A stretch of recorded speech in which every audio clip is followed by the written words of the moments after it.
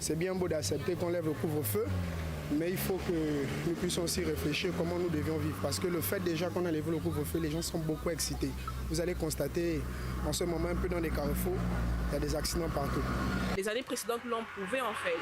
Que lors des fêtes au Gabon, il y a beaucoup d'incidents. Dans les boîtes de nuit, il y a beaucoup de bagarres, beaucoup d'insécurité.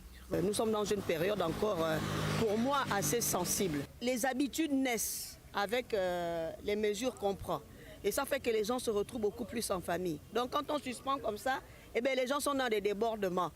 Un papa qui avait l'habitude de rentrer souvent à 20h à la maison, il va se lâcher, il va laisser sa famille pour aller se retrouver en boîte avec les petites. Pour moi, le couvre-feu permet aux familles de se retrouver souvent parce que souvent, il y a des pères absentéistes, comme il y a parfois aussi des mères absentéistes.